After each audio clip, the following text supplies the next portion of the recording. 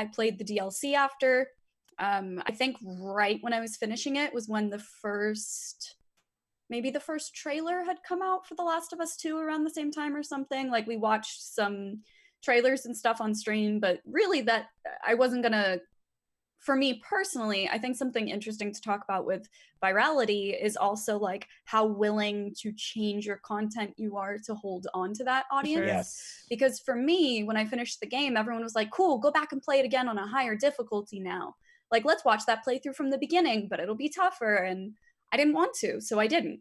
Mhm. And I think a lot of the discussion around like, how do you hold on to that lightning in a bottle and how do you maintain that boost you get?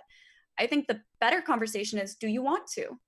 Is it more important to you to retain 1,000 viewers at the cost of creating the content you really want to make? Or is it more important to you to say, this either is enough for people to decide they want to stick with me or it isn't. I want to play X new release now. I kind of wish that at the time, like if I were talking to somebody who's experiencing going viral for the first time, I think it's great advice to give of like, if you want to parlay that into long-term steady growth that stays, absolutely figure out what the core of why you went viral is, and then keep that as a thread through the rest of the content that you're going to be putting on that platform. So there's something for people to hold on to that is cohesive for why they're sticking around.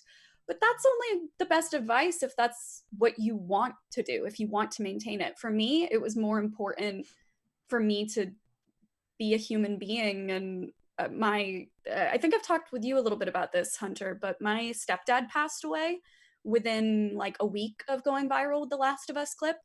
And something that was really difficult for me was everyone that I knew professionally in the industry was as kind as they were. The advice that I got was like, just go live, just be live. These people are all finding your clip. They have to click on your channel. You're never going to get this chance again. Like, just do what you have to do to show up. And it doesn't matter if you're at your best, just create content.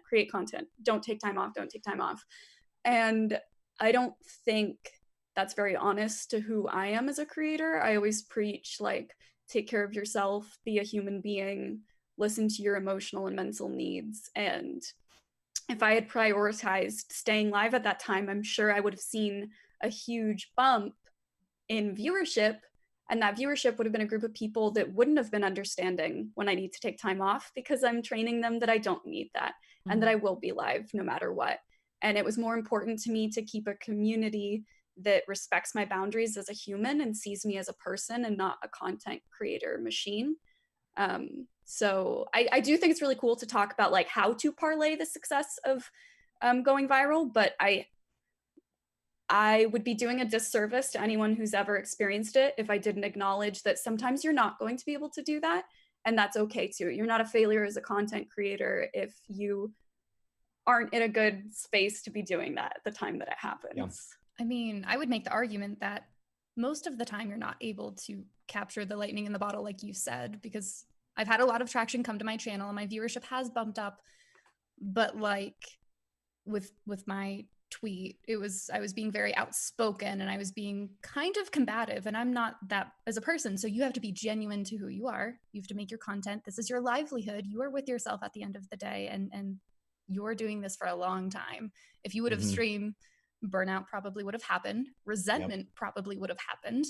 You wouldn't have been inspired to make new content, to start new playthroughs, to make clips in the future that maybe go viral. It's not like a one and done kind of thing for everyone. I definitely think we put too much pressure on these moments to be the thing that will launch our channels. Yeah. And I think a lot of that comes from putting that emphasis on, like, when you see other content creators being interviewed where it's like, so what was the moment that your channel really blew up? And while that is nice to hear and it's constructive to learn from one another, I think it's super, super, super important that we acknowledge the downside of powering through and like pushing yourself just because a viral moment has occurred, you know? I mean, the reason people are at your channel in the first place is because of who you are. And I feel like there is a very real possibility you can lose yourself in pushing yourself to create content. And at the end of the day, your personality, I mean, luck luck has a huge portion in this, but it's your personality, because even though you were playing The Last of Us and that's the general theme, your personality created that moment. So like you need to hold on to that and prioritize that.